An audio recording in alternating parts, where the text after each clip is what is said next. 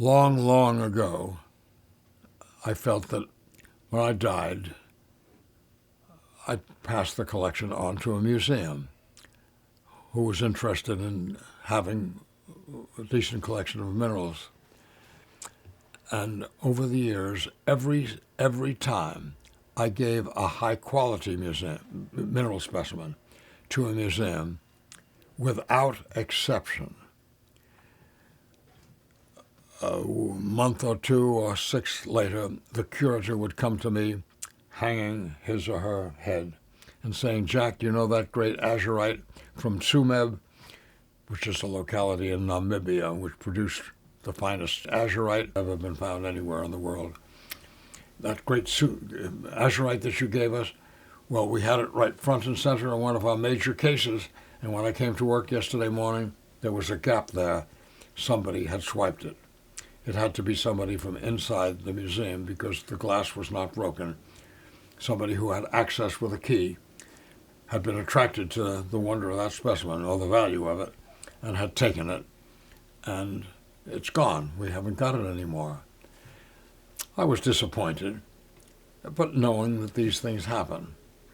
And so over the course of the next half year or a year or 2 or 3, I'd give another great specimen, sometimes to that same museum, sometimes to another museum. Every single time, without exception, that I gave a great specimen to a museum, the same thing happened. It would be swiped by an insider at the museum. Those are ugly words to have to announce, but I announce them because they happened not once, not twice, but 3 out of 3 donations of great specimens. That made me think, Jack, don't let that happen to many more of the specimens in your collection when the time comes. I continue to donate specimens to the California Academy of Sciences here in Golden Gate Park. Each year I donate maybe 20 to 30, 35 specimens that I can yank out of my collection, where I have other examples of the same mineral that are maybe even finer. And I know the museum might be able to use this one, or else if they can't use it because they already have better ones, they can use it for trading with other collectors for things that they do need. When one assembles a collection that achieves word of mouth fame, and one grows older, mineral dealers who stock and trade is having good mineral specimens to offer to their clientele get wind of your collection and want to acquire it so that they'll have good material to offer their customers. And so the world of mineral dealers has built a well-trod path to my door, asking me to please consider them when the time comes to dispose of the collection. Being addictive collector as I am, I don't expect to dispose of the collection during my lifetime. However, I wanted to introduce my daughters to those people who have wanted to acquire the collection. Neither of them is a collector, nor is my granddaughter. Those are my 3 heirs. And none of them is a collector of minerals, but they'll be able to pass it on in all likelihood for at least what I paid for it, so that they will eventually achieve from it the means with which they, I hope, will find pleasure in their lives. He has also written up data on each specimen.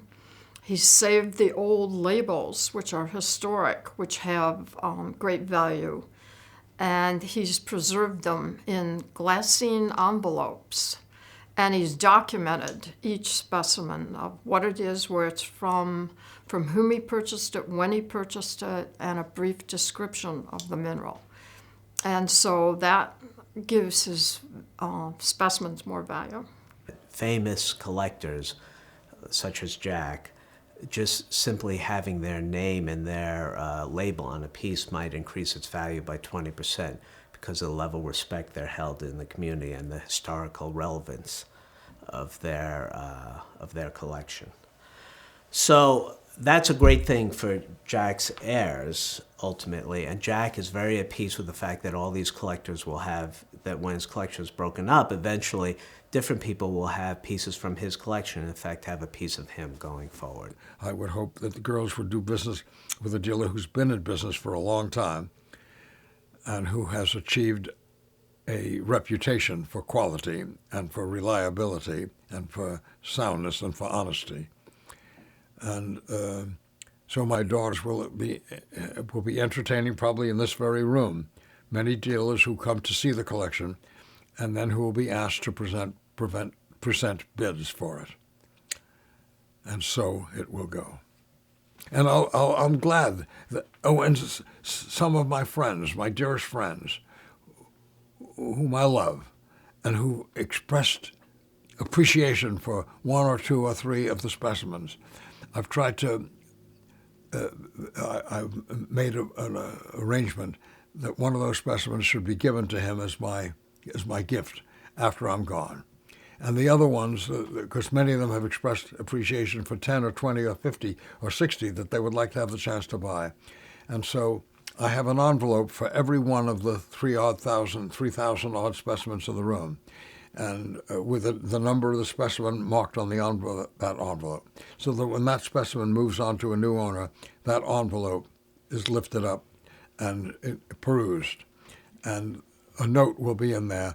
Please give such and such, whose telephone number is such and such, first choice at buying this specimen when the time comes. And so I'm hoping that some of these specimens that a number of people have lusted for will have the chance to end up in their collection because I've invited them to enter their desire for the specimen in that unique envelope.